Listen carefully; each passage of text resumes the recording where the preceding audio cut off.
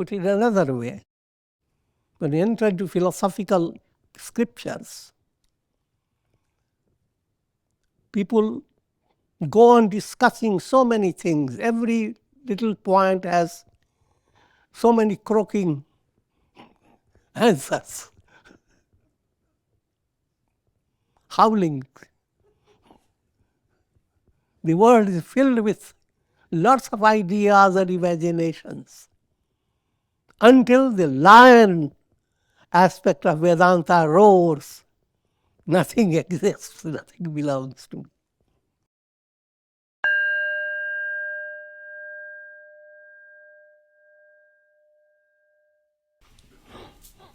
Om Nilambuja Shyamal Komalangam Sita Samarupita Vāmabhāgam Pāṇau Mahāsāyaka Charu Chāpam Namāmi Rāmam Raghuvanshanatham. Adorations to Lord Rama, whose complexion is like a blue lotus, who is very tender and delightful in appearance. Sita is seated on his left side and is carrying a powerful bow and arrow in his hands. Whole description is highly mystical, and I will be giving you more insight. It's Bal Kanda, and we are moving towards verse number 147. The story of Manu and Śatarūpā. How did God incarnate? That's brought out in a very highly mystical way. And this to reiterate, Manu, who is considered the source of all human beings, man,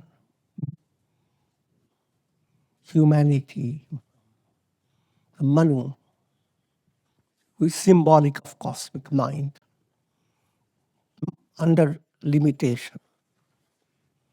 Śatarūpā,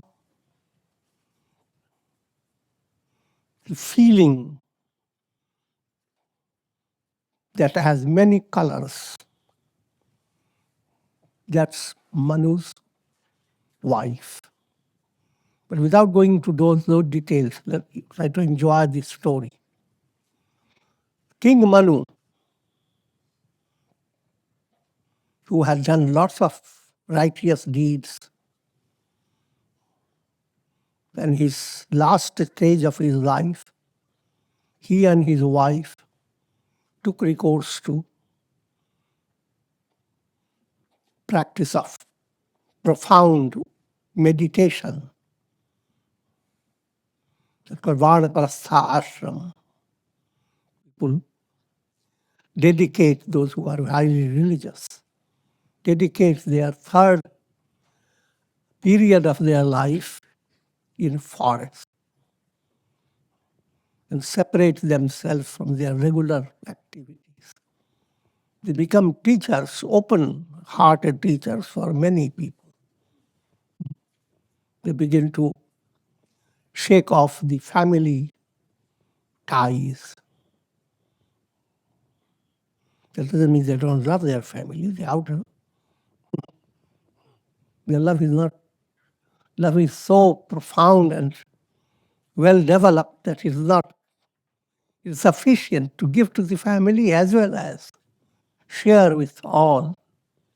It opens the door to universal service.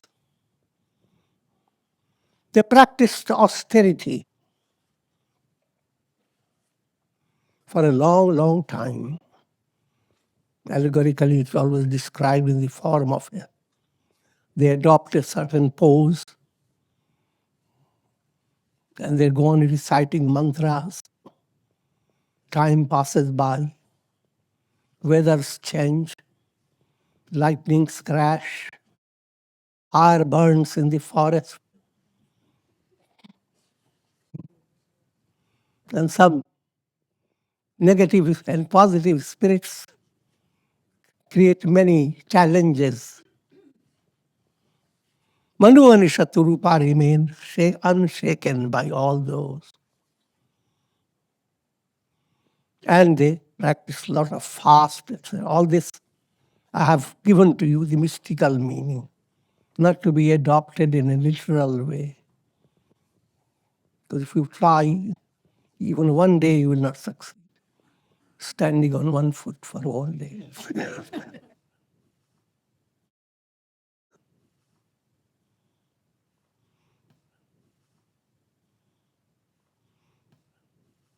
But when it is described like that in the story, it simply means every attainment, whether it is sattvic, rajasic, or tamasic, is a result of sustained practice. Sustained practice is presented in allegorical way, like standing on one foot, unshaken.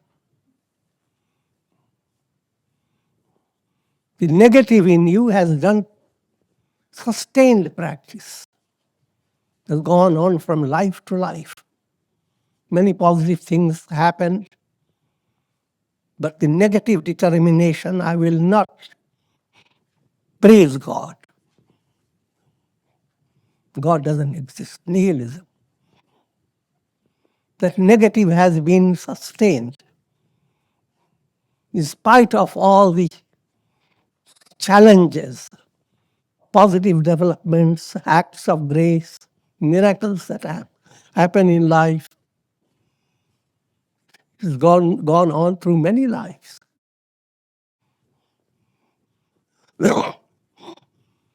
But your negative attitude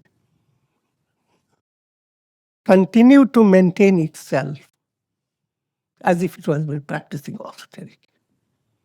So it becomes a profound, great reality you cannot easily shake off. Likewise, those who have developed good samskaras, the goodness in them has practiced austerity through many lives.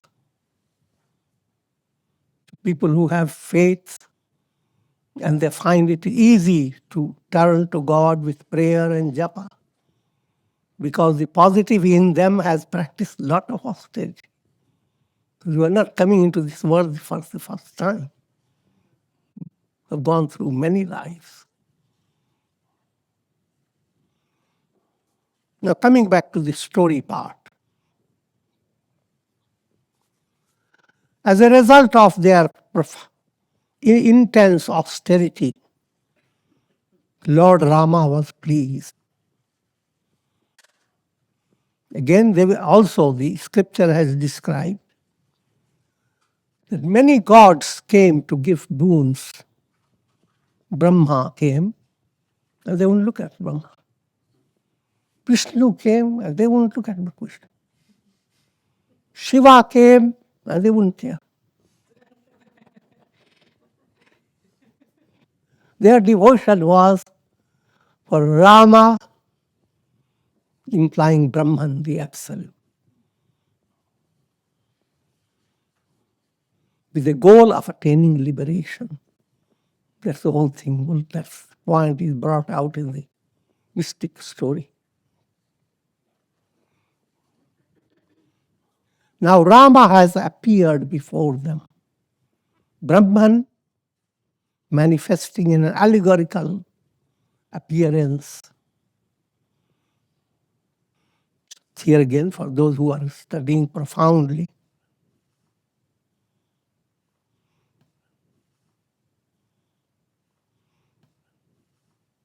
pictures of deities. Look at Lakshmi, and your mind goes, she's the giver of prosperity. You want to pass examination, look at Saraswati. If you want to have adversities removed, look at Hanuman. Now, in this stage, you are worshipping second form of God with a limited understanding. The ideal is being presented. Look at the same Ishtadevata and try to understand he is the giver of all the worldly needs and desires. But you should not, your love should not be shaken by those points. Continue to be devoted until he grants you, until you have the perfect favor for attaining liberation. So as long as you are limiting your deity to the fulfillment of worldly desires, no matter who the deity is, your worship is limited. And the deity you are worshipping, put in another angle, thousands of those deities put together will not match Brahman. Because all that implies that no matter how much you get blessings from countless deities, and if your whole mind is set to have a goal in the world of time and space, try to follow a simple mathematical understanding. Anything that is found in the world of time and space, think of what I'm saying, time and space. So limited by time, so time is flowing. You may become exceedingly rich and fortunate, but there is a time on it. And there is space for it.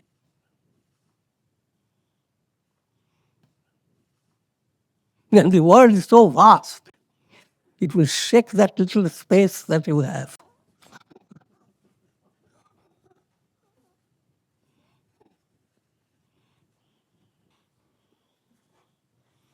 So, put it in a more precise way, Sakāmya worship with desire. Sakāmya worship directs your mind to saguna aspect of God, but not with a profound insight. Nirguṇa Upāsanā. Your mind has become more sensitive that yes, we need practical help, but that's not the only thing we need. We need to attain liberation so that not to come back into the world again and again. That is the highest. Compared to that, even being very fortunate and try to develop your own imagination of what perfection is. A perfect ruler, a perfect enjoyer of pleasures. Even if you become what you want to become in your dream, and you stay for even 1,000 years, imagine how many 1,000 years have passed. So that is not the real goal. And that point is brought out in the very beginning of the Ramayana. How Manu and Śatarūpā stay unshaken. And Brahma comes, Vishnu comes, Shiva comes, and all they can give, they are not shaken by that until Rama comes. Now the description of Rama. Kundala makara mukuta sira bhraja, kutil kesa janu madhupa samaja. I'm not repeating the many things I have already explained. Every aspect of the deity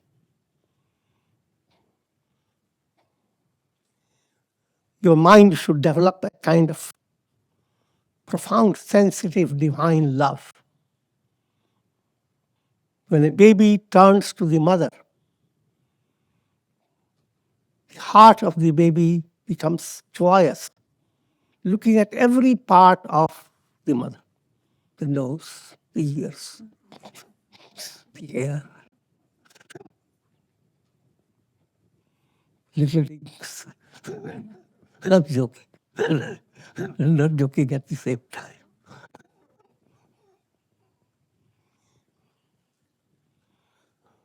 How can you bring a form that can turn your feeling to the most sublime that you can ever imagine? And that picture is being brought by Tulsi Das of Rama who appears before Manu and Śatarūpā. His ears are decked with special rings. On his head there is a crown. His hair, curly hair, as if the swarm of bees have entered the head. Each point has a certain implication. Implication is all the honey of the world is there present in the head of the Lord. And all the devoted minds are the bees. If you put that together, see the curly hair of God.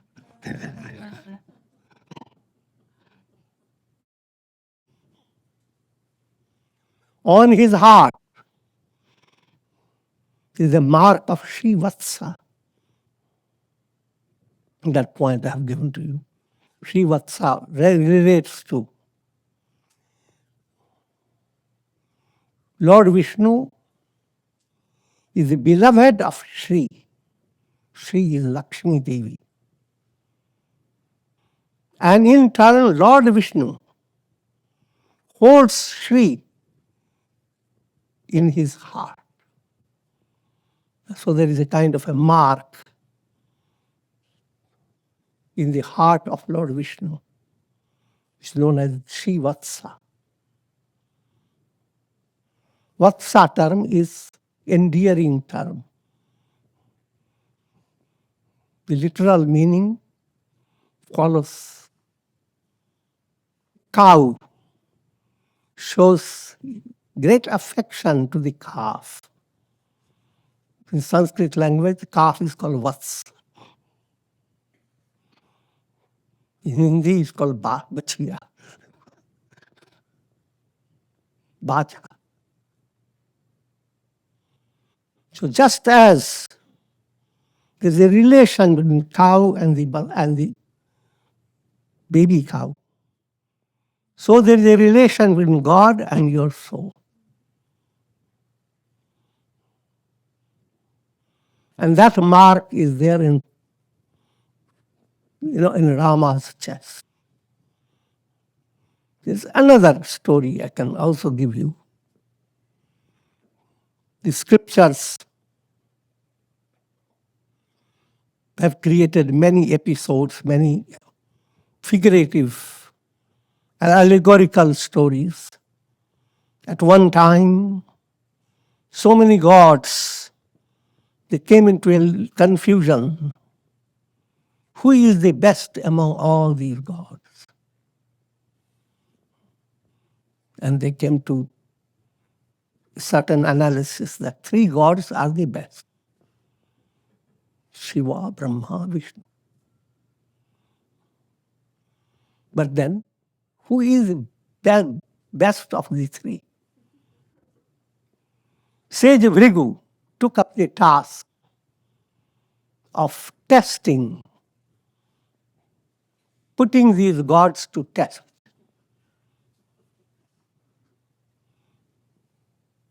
First, he approached Brahma, his father,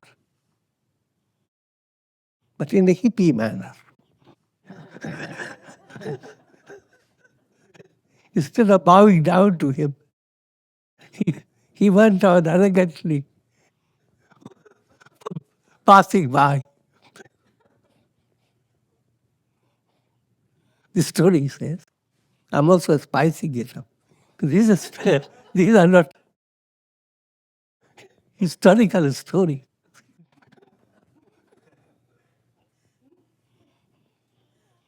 Brahma turned to his kamandalu to bring some water, thirsts that.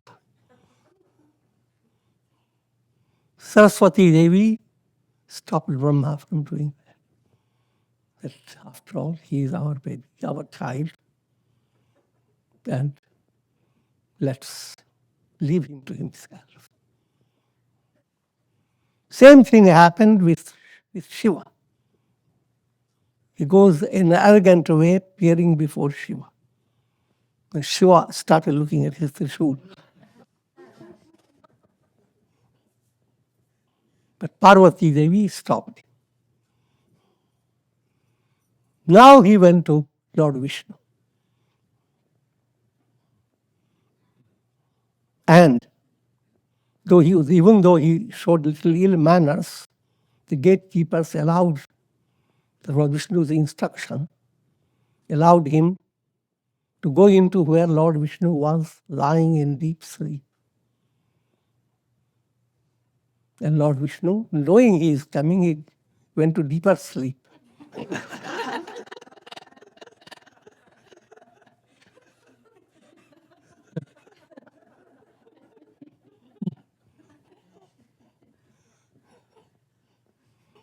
Bhṛgu made some noise. Lord Vishnu wouldn't wake up. Now, he did the most insulting thing that people could do, according to old concepts. Brought his foot, kicked Vishnu right on his chest.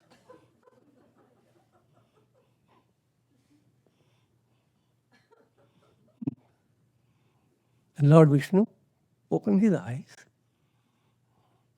and Bhṛgu was expecting he will come with terrible anger and was shaking himself.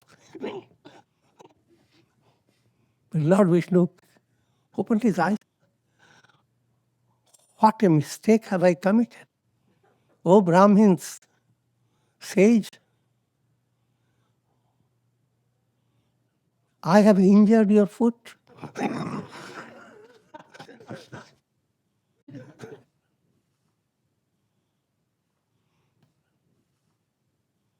Hard heart, rock like a heart, has done injury to your foot. Can you ever forgive me?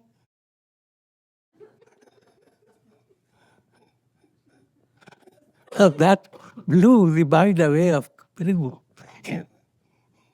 Said, oh Lord, who could be greater than you?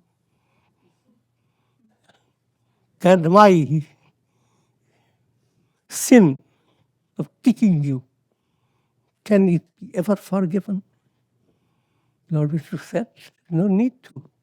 It becomes an adornment on my chest. So all avatars are born with the footprint of Lord Vishnu, rather Bhṛgu. Just like all Satans are born with 666 written on their head.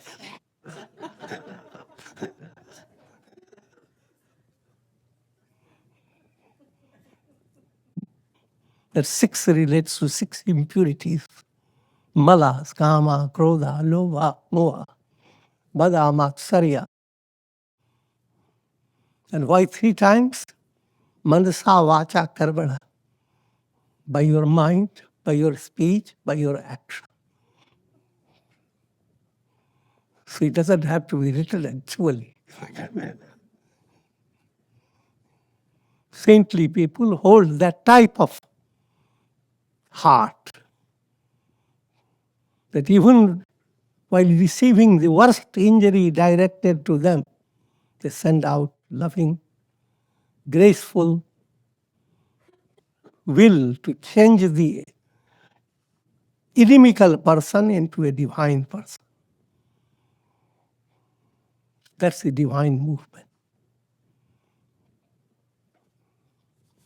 Ke hari kandhar charu janevu, bahu vibhushan sundar tevu, karikara sadesha subhaga bhuja bandanda, katini shanga kara sorsara kodanda. His shoulders, including the neck, were like a lion. The lion relates to jnana, the knowledge, the revelation. I am Brahman. That knowledge is like the lion. Any other concept of yours, I'm good, and so many other qualities, they are different type of animals. Put it another way, when you enter into philosophical scriptures, people go on discussing so many things. Every little point has so many croaking answers, howling. The world is filled with lots of ideas and imaginations until the lion aspect of Vedanta roars. Nothing exists, nothing belongs to me. Am Brahmasmi. So that type of shoulder. So the shoulder is the one that carries the burden. You carry the burden of the world with a lion.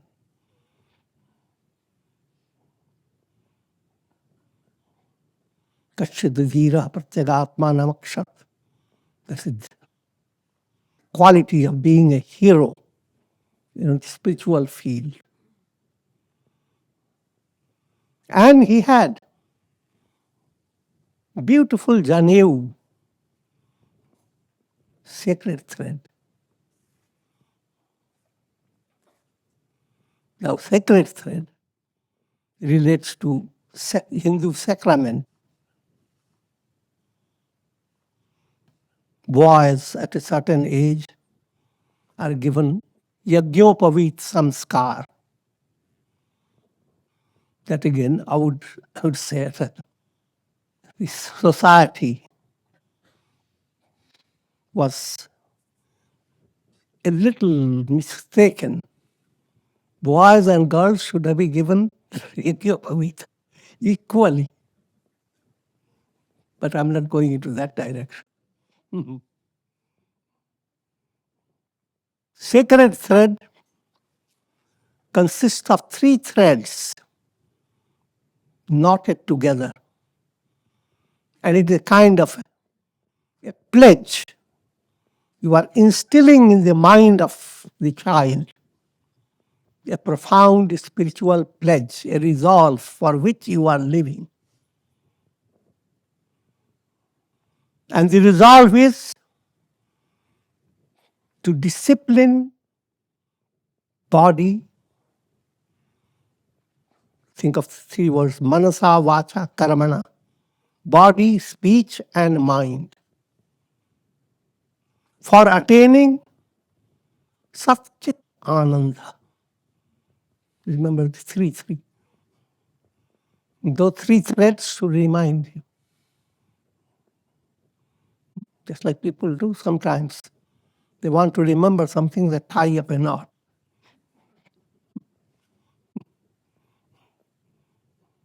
So you are, in the very beginning stage of your life, you are tied up with a mystic knot. That's called Yagyopavit. And here comes Lord Rama with Yagyopavit. Because he is setting an ideal for everyone to pursue. Bahu Vibhushan, Sundar Tevu. His arms were decked with beautiful ornaments.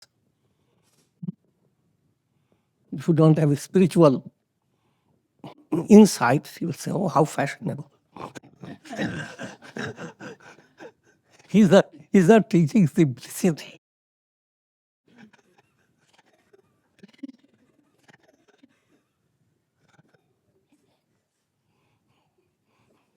The meaning behind it, Davi Sampat, all the divine qualities are, they deck his arms. The moral of that, all your activity in life should shine with divine virtue. Say, for example, you are helping someone. It's good work.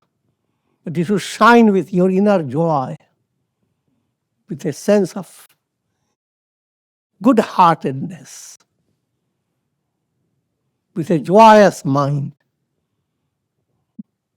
Otherwise, you can help a person say, how cursed am I that I have to be with you?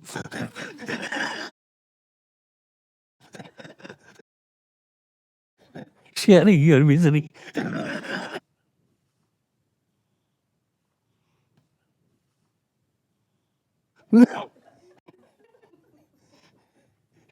The arm that is helping has crocodiles on it.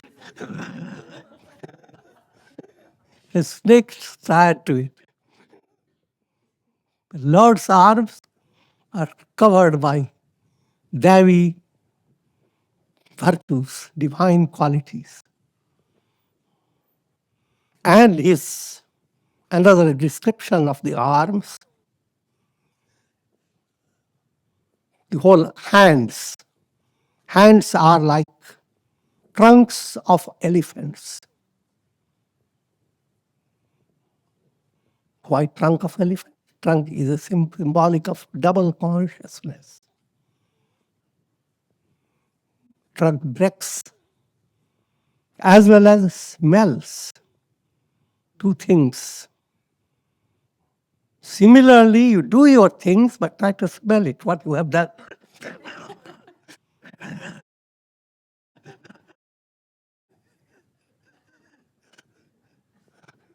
Don't keep your nose closed.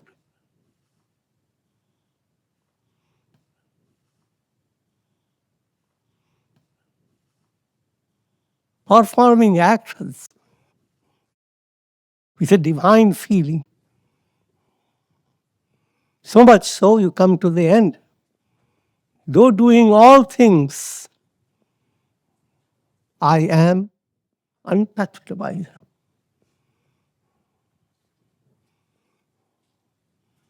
Katin Shang Karasara Kodanda, on his waist there is a quiver. It's not to shiver, it's quiver, contains arrows.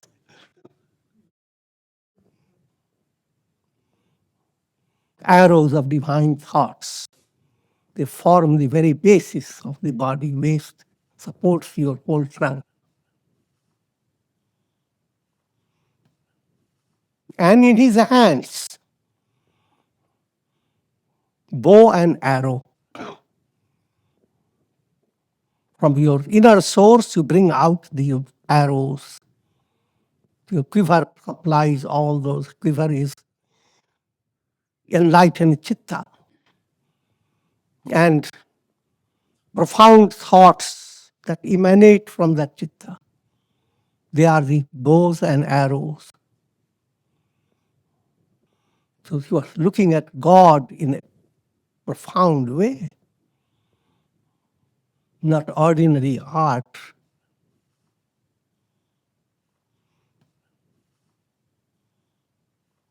Tarita vinindakat pita pat udara reka varatini nabhi manohar leti janu jamun bhavara chavichini.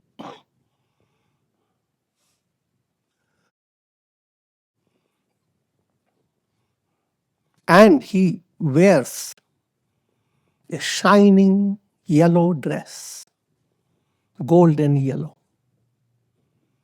And that shine comes like lightning flashes. But that pitambar, tarita vinindak, it far excels all the lightning flashes. That type of radiation emerges out of Rama.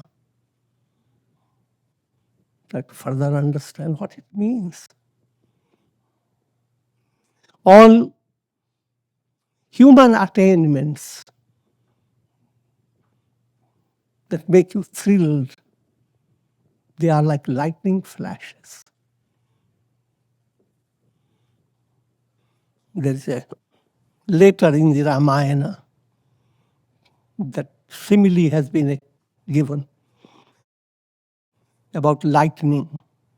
Dhamini damak damak chipajahi, kalki mati jakatri ranahi.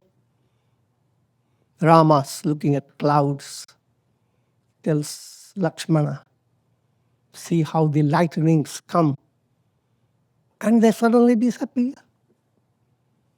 Similarly, those who are demoniac-minded or impure-minded, their intellectual understanding, mati, their insight, flashes but finishes. It doesn't stay. Kalki mati yathathir nahi. It is never steady.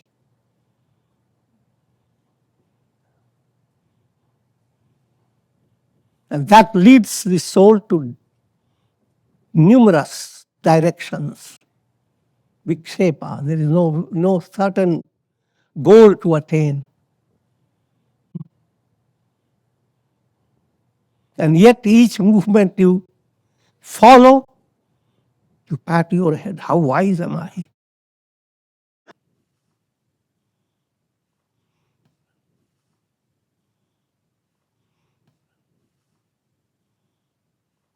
And Gadhavini, damak, damak. It flashes, and suddenly each time finishes. Also it relates to all worldly attainments. They shine up your heart, certain thing has happened, and your heart is shined up, joyous thrill. But then 2 days have passed, dumped.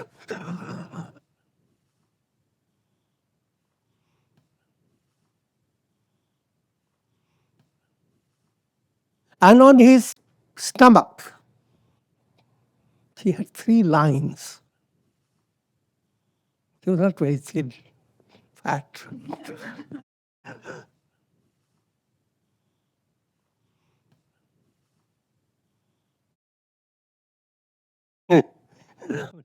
So what? His stomach digests the 3 aspected triad of the world process. Seer, seen, and sight. Most people can't digest this seer, seen, and sight.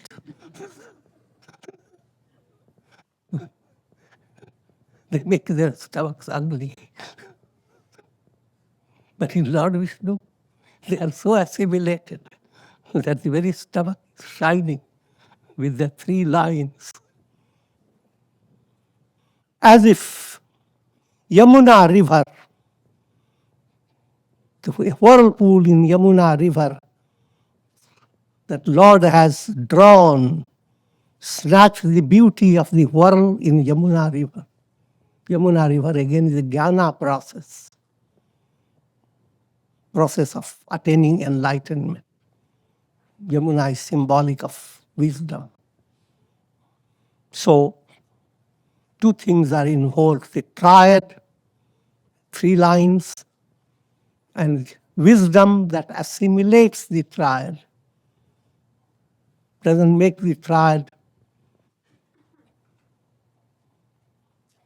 a trap for the soul. That's the description of the healthy digestion.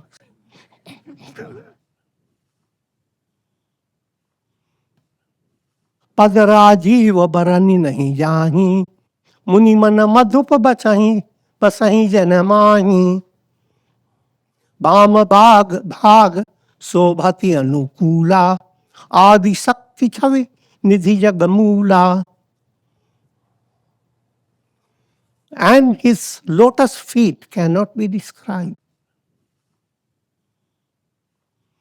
The minds of sages, munis, who are constantly devoted to God, their minds are like bees, black bees. They are hovering over his lotus feet. Vama bhaga shobhati anukula. On his left side, there is Adi Shakti, Mother Janaki, Sita,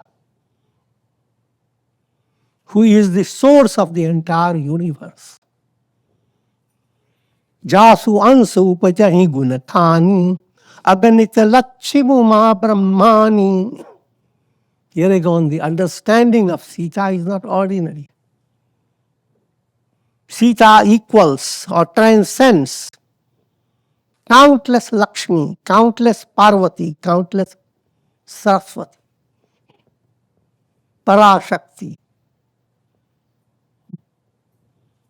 Just like the same points that I have given in showing Saguna aspect and how you can view Saguna aspect with a spiritual sensitivity, allowing your mind to move towards the goal, that's liberation.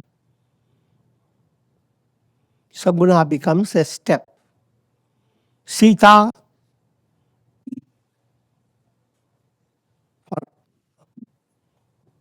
advanced aspirant, is not presenting herself as a giver of worldly boons.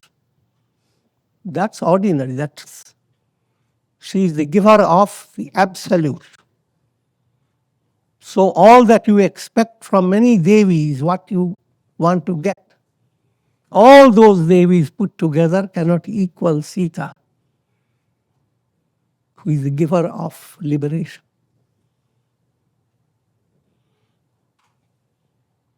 This again, there is no real conflict between Devis and Sita. What you are being told is your attitude.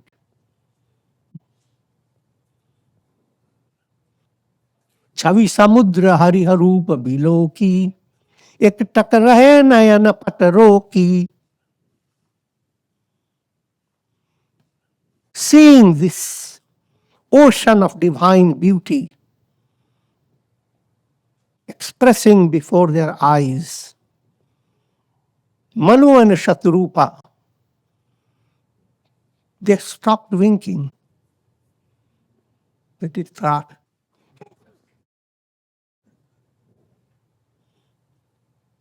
In other words, whenever there is darshan, the experience of coming close to God, vrittis of the mind stop. Otherwise, your mind is constantly moving. Think of a cinema screen. You are always looking at the screen that defined by vrittis, projections. But think of another possibility that somehow one who is projecting becomes little out of his head. And in between the projections, only screen remains. But that I'm giving you just to make it easy to understand. God is not just like a screen. But in between the thought waves keep you so distracted that you are not aware of the absolute reality which is ever present. And now, when he saw the darshan of God, That state is what mystics call stillness. Ekatak. Chitavahi sadara rupa anupa. Kripti namanahi Manu Śatarūpā. And they went on looking. There was no satisfaction in it. Or implying the satisfaction has no limit. When you start eating food, there comes a time there is satisfaction. But in this area, it opens up. There is no end. Let it stay for eternity.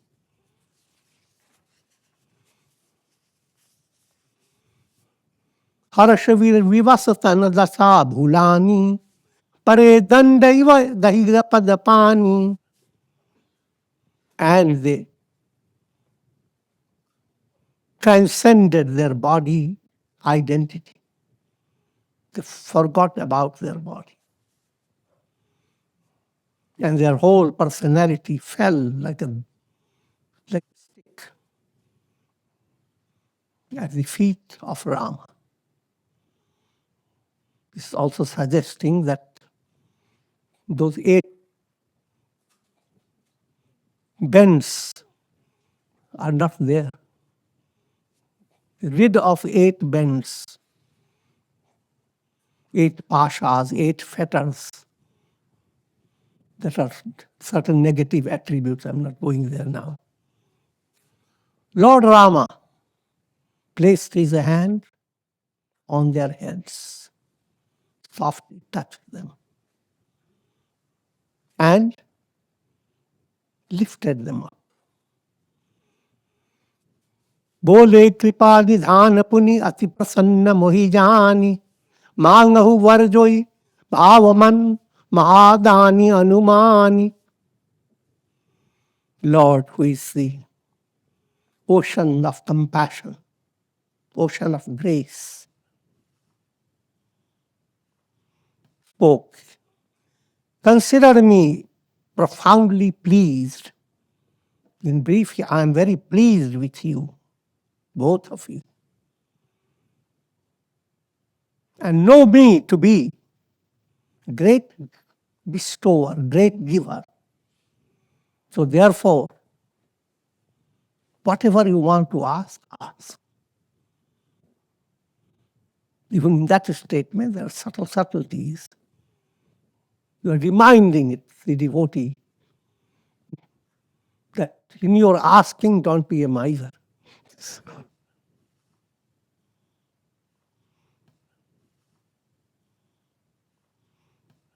As long as you are asking for worldly enjoyment, you are a miser. Darshan of God has come. Put an end to all your sufferings. Why not go towards that goal? So ordinary dani, ordinary charitable source fulfills your desires in the world of time and space. But God, who is Mahadani, extraordinarily charitable, He is the giver of bhakti and mukti, devotion and liberation. Suni Prabhu bachan jori jugapani, tari dhiraj boli mridubani. Hearing these words of the Lord with folded hands and bringing courage in their heart, they said, O Lord, having seen your lotus feet, all our desires are fulfilled. However, there is one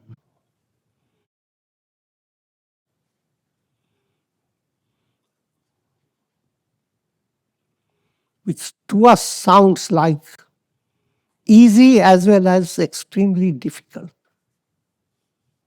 But for you, it's all easy. For me, it's very difficult attainment. All that's behind all that simple point is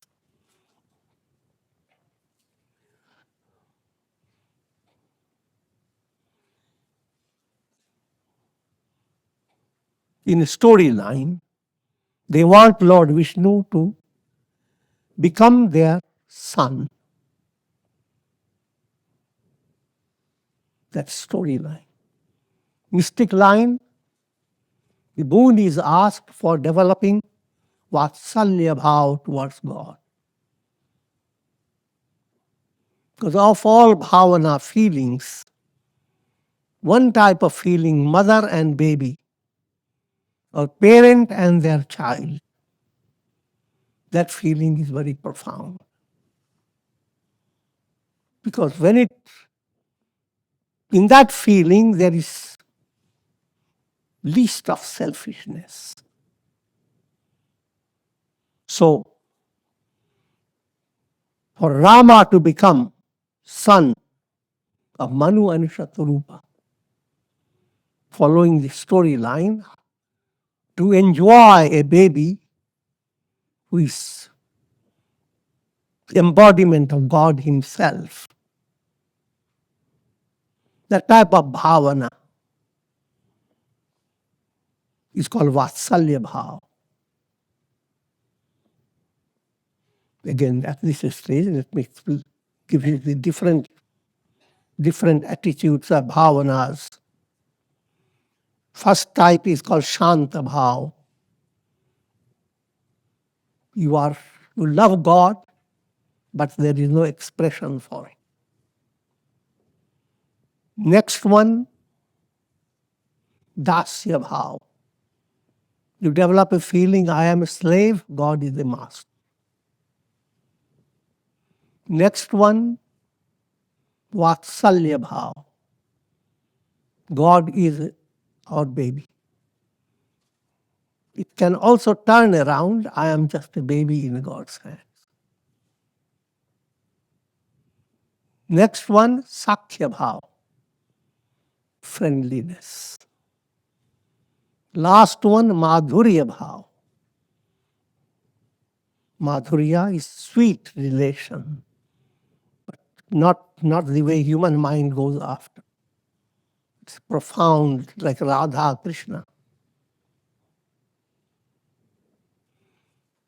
But of all these different sentiments, if one sentiment is under your control or you are practicing it, all sentiments will automatically join in and lead you to liberation. And with this, I'm going to conclude. I'm not giving Ramayana in a rush. I'm giving it a rasam. Om Purnamadaha Purnamidam Purnat Purnamudachyate Purnasya Purnamadaya Purnamevavashishyate Om Shanti Shanti Shanti.